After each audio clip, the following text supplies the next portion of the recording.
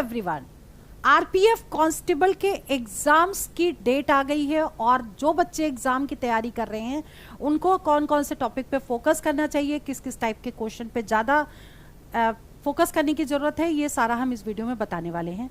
ये video important है उन लोगों के लिए जो आरपीएफ कांस्टेबल का एग्जाम देने जा रहे हैं।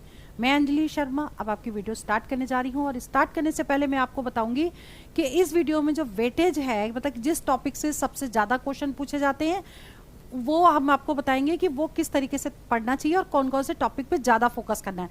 चलिए वीडियो स्टार्ट करते हैं। इसमें समझिए टॉपिक वाइज हम आपको पूरा बताएंगे वेटेज इसका क्या रहेगा। इससे पहले हम थोड़ा सा डिटेल जान लेते हैं आरपीएफ कांस्टेबल एग्जाम में क्या डिटेल रहेगा। ऑर्गेनाइजेशन जो है आरपीएफ यानी रेलवे प्रोटेक्शन फोर्स, ये इसकी ऑर्गेनाइजेशन है, ये कंडक्ट करा रहा है एग्जाम। वैकेंसीज जो हैं वो 4208 है। एग्जाम डेट आ गई है 2 मार्च 2025 से 20 मार्च 2025। ठीक है, ये एग्जाम की डेट आ चुकी है, मतलब 2 मार्च से स्टार्ट होगा और 20 मार्च तक एग्जाम चलेंगे। ठीक, एग्जाम मोड जो है वो है ऑनलाइन और मीडियम ऑफ एग्जाम होगा सीबीटी यानी कंप्यूटर बेस्ड टेस्ट होगा। ठीक है, इसके आगे अब एग्जाम पैटर्न समझ लेते हैं कि कितने क्वेश्चन आएंगे और कितने मार्क्स के होंगे। ठीक है, जनरल अवेयरनेस जो है वो टोटल 50 नंबर की आएगी, 50 क्वेश्चन होंगे यानी एक क्वेश्चन 1 नंबर का होगा। ठीक है, general intelligence and reasoning 35 questions होंगे और 35 मार्क्स के होंगे। इसके बाद अर्थमेटिक में क्या होगा, 35 नंबर के 35 क्वेश्चन आएंगे। ठीक है, टोटल मिला के 120 नंबर का होगा और क्वेश्चन कितने होंगे, 120 क्वेश्चन होंगे। ठीक है, और टोटल जो टाइम है वो 90 मिनट का टाइम होगा। क्लियर, पैटर्न समझना बहुत जरूरी है। अब आपको मैं बताने वाली हूं कि टॉपिक वाइज वेटेज, पहले जनरल अवेयरनेस का सबसे ज्यादा क्वेश्चन जनरल अवेयरनेस के ही पूछे जा रहे हैं। तो आपको अब जो प्रिपरेशन करनी है बिल्कुल इस तरीके से करनी है कि जो वेटेज है उसी के अकॉर्डिंग वो टॉपिक आपको चूज करने हैं। जैसे एंशियंट हिस्ट्री से 6 से 7 क्वेश्चन एग्जाम में हर बार पूछे जाते हैं। ये जो वीडियो है वो प्रीवियस ईयर क्वेश्चन पेपर पे और पूरे पेपर को देखने के बाद ये वीडियो बना रहे हैं। तो उसमें हमने क्वेश्चन सेलेक्ट किए हैं कि कितने कौन से टॉपिक से कितने क्वेश्चन आते हैं। ठीक है, तो उसके अकॉर्डिंग देखा जाए तो एंशियंट हिस्ट्री से 6 से 7 क्वेश्चन आते हैं। तो इसको बहुत अच्छे से पढ़ने की जरूरत है, मतलब इसके कोई पॉइंट छूटने नहीं चाहिए। मतलब एक टॉपिक बनाइए, जीके पढ़ने का तरीका ये है कि पूरी जीके को 10 पार्ट में डिवाइड करिए। ये भी बताएंगे अभी हम कि किस तरीके से डिवाइड करके आपको कैसे नोट्स बनाने हैं और कहाँ से क्या आपको मटेरियल मिलेगा। ठीक है, तो एंशियंट हिस्ट्री से 6 से 7 क्वेश्चन आते हैं। मॉडर्न हिस्ट्री से 1 से 2 क्वेश्चन पूछे जाते हैं। तो सबसे ज्यादा एंशियंट हिस्ट्री, इस पे फोकस करिए। मेडिवल हिस्ट्री से आपके 1 से 2 क्वेश्चन आते हैं। ज्योग्राफी के सबसे ज्यादा क्वेश्चन 8 से 9 क्वेश्चन पूछे जाते हैं। तो ज्योग्राफी को बहुत ज्यादा फोकस करना है। ठीक है, 8 से 9 क्वेश्चन इसके आते हैं। पॉलिटी भी सबसे ज्यादा आती है, 9 से 10 क्वेश्चंस पूछे जाते हैं पॉलिटी के। ठीक है, और इकोनॉमिक्स के 4 से 5 क्वेश्चन आते हैं। इकोनॉमिक्स जरूर करके जाइएगा। इसके बाद स्टैटिक जीके जो है वो 10 से 12 क्वेश्चन श्योर आते हैं। ठीक है, तो 10 से 12 क्वेश्चन के लिए स्टैटिक आपको अच्छे से पढ़ना पड़ेगा जो स्टैटिक जीके है। और करंट अफेयर्स के 3 से 4 क्वेश्चन हर बार पूछे जाते हैं। ठीक है, तो अभी जैसे 2025 चला, 2024 की जितनी भी जीके है वो सारा करंट में आ जाएगी। ठीक है, चलिए आगे बढ़ते हैं। अब हम रीजनिंग की बात करें। रीजनिंग में कौन कौन से टॉपिक पे फोकस करना है, वर्बल और नॉन वर्बल 2 तरह की रीजनिंग है।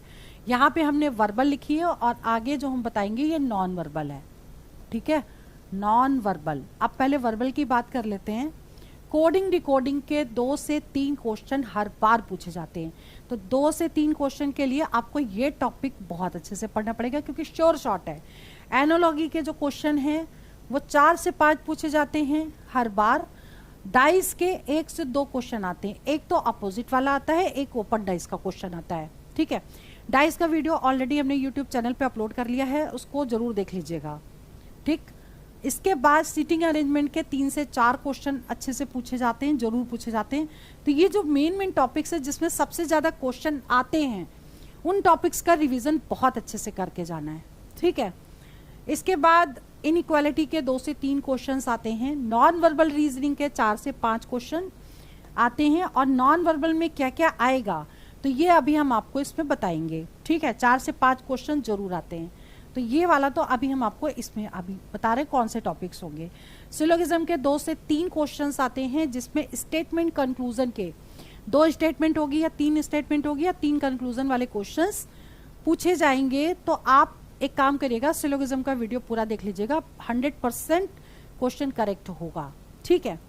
और इसके बाद क्लासिफिकेशन के भी 2 से 3 क्वेश्चन आते हैं, बहुत इजी होते हैं। अगर आप इसको रिवीजन करके भी नहीं जाएंगे तब भी ये क्वेश्चन 100% करेक्ट होते हैं, इजी होते हैं, ठीक है। जैसे ये टॉपिक है, ये टॉपिक है, तो क्वेश्चन भी ज़्यादा है और इसमें ज़्यादा पढ़ने की जरूरत नहीं है, लेकिन आपको कोडिंग डिकोडिंग रिवाइज करना है, डाइस रिवाइज करना है, सिलोगिज्म करना है और सीटिंग अरेंजमेंट। अब नॉन वर्बल तो इजी आती है, वो टफ नहीं होती है। इसमें आपका मिरर इमेज, वाटर इमेज और क्लासिफिकेशन इसमें भी है, क्लासिफिकेशन, उसके बाद एनालॉगी, फिर हिडन फिगर वाले, पेपर कटिंग,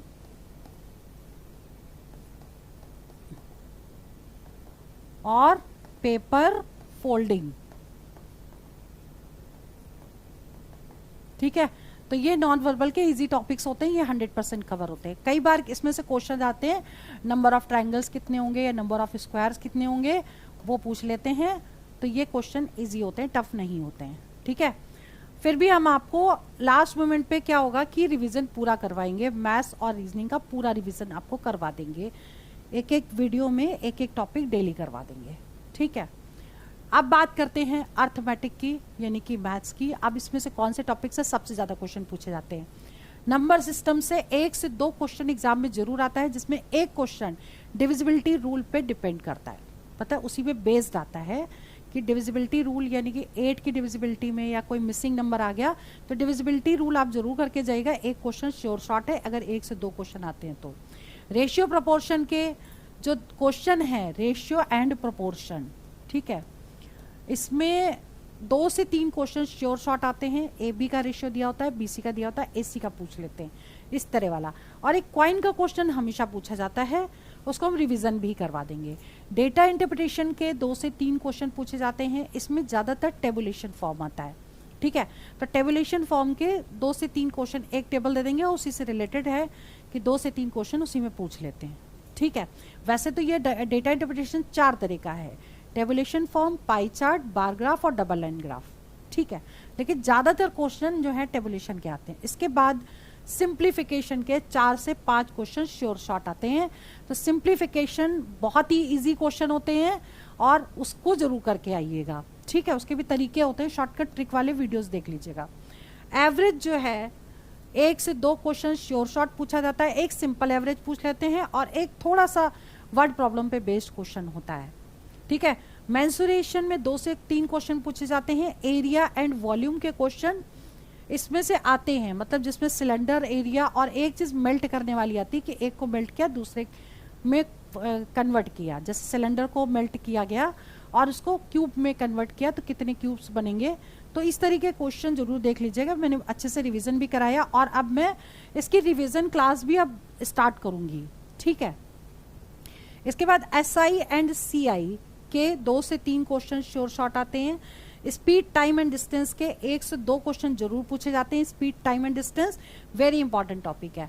परसेंटेज के 2 से 3 क्वेश्चन श्योर शॉट आते हैं। पार्टनरशिप आप छोड़ सकते हैं, कई बार पूछा जाता है, कई बार नहीं पूछा जाता है। एक क्वेश्चन अगर पूछेंगे तो पूछ लेंगे। ऐसे ही बोट एंड स्टीम का भी कई बार एक क्वेश्चन आ जाता है, नहीं तो नहीं आता, मैंने इसमें लिखा नहीं है बोट एंड स्टीम। ट्रेन का क्वेश्चन श्योर शॉट है, या तो एक क्वेश्चन आएगा या 2 क्वेश्चन एग्जाम में जरूर पूछे जाते हैं, तो इसको जरूर करिएगा। प्रॉफिट एंड लॉस का एक question, percentage of profit loss question जो है ये टोटल मिला के 3 या 4 क्वेश्चन आते हैं इसमें से टोटल मिला के। लेकिन एक प्रॉफिट एंड लॉस का MP वाला क्वेश्चन है, मार्क प्राइस वाला, तो वो आ जाता है, तो वो इसलिए मैंने अलग लिख दिया है। बोट एंड स्टीम अगर टाइम बचे तो कर लीजिएगा, ना बचे तो बिल्कुल मत करिएगा, ठीक है। तो इसमें 2 टॉपिक आप छोड़ सकते हैं, एक पार्टनरशिप छोड़ सकते हैं और एक बोट एंड स्टीम को छोड़ सकते हैं। बाकी क्वेश्चन आपको टॉपिक्स अच्छे से रिवाइज करने हैं, ठीक है।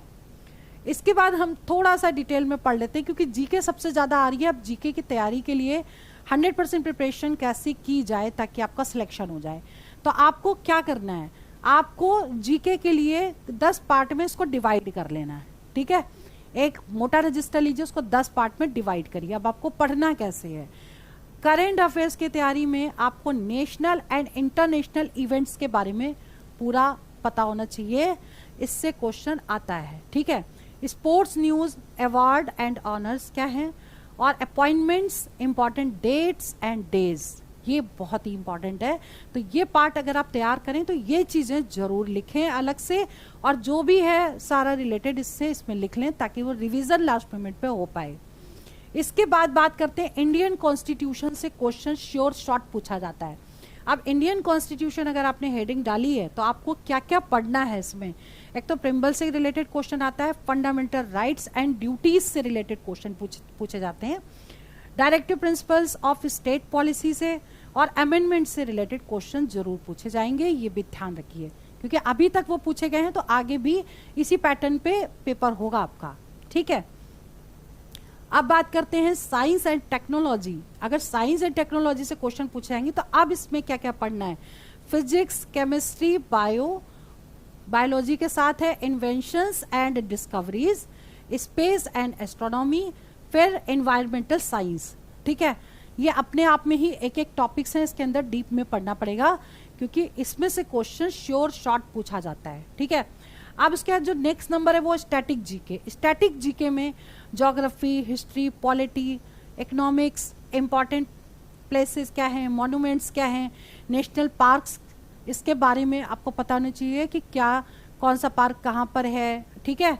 इंपॉर्टेंट मॉन्यूमेंट कौन सा कहाँ है, कौन सा किसने बनवाया है, तो इस तरह के क्वेश्चन आ सकते हैं, तो इनको जरूर कर लीजिएगा।